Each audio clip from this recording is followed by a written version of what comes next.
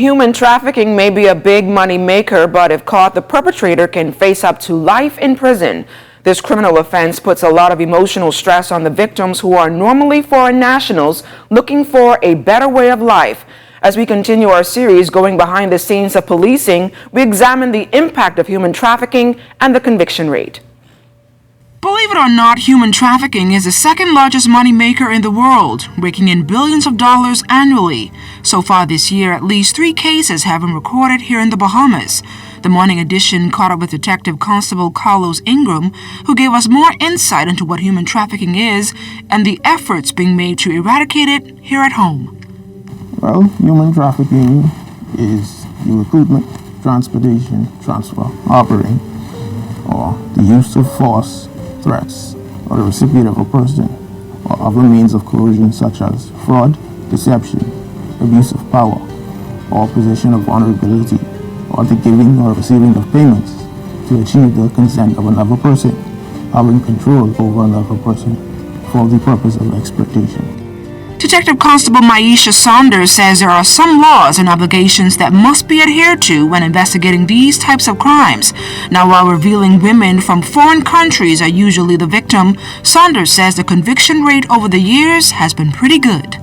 The modus operandi of traffickers is to target vulnerable persons, and we see that more in females and foreign nationals who aren't familiar with the country and who can be easily exploited. So we see more female victims as opposed to male victims.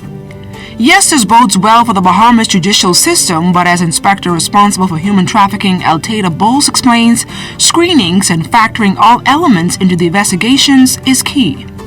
We have screened, we've had matters that we've investigated, but they have not turned out to be trafficking in persons matters. So the individuals may have had one part of the element there, but everything has to be present, and the purpose also have to be for exploitation. Let me give you an example.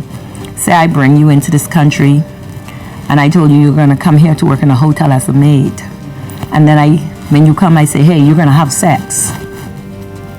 All right. So I've recruited you, and I've already done it by deception. When you had sex, how did I benefit? Did you give me the money, or you kept the money? You kept the money. So would you consider that exploitation if you kept money? What did I gain from that? No. So all of these matters have to be investigated thoroughly.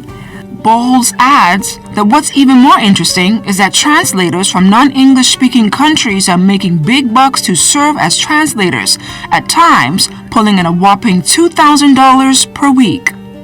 So when we have foreign nationals come in, and like any investigation, we have to interview that individual in their language. So we have to utilize interpreters, and we try to make it neutral. We don't want, at the end of the day, it's said that we're utilizing police officers who can speak the language as interpreters, and they're telling the victim what to say. Also, a suspect comes in, we have to use interpreters for them, because we have to use the language they speak in. And so we utilize our interpreters. Our ministry cover the costs for the interpreters. It can be very expensive, because sometimes our recording of our statement takes up to 5 to 6 hours for one person, and then we would have to carry that individual on the road with us so they can speak with the victim to point out certain things.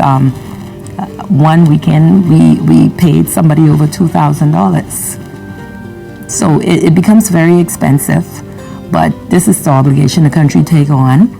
The Prime Minister has made trafficking in persons one of his priority, and the Commissioner of Police has done the same.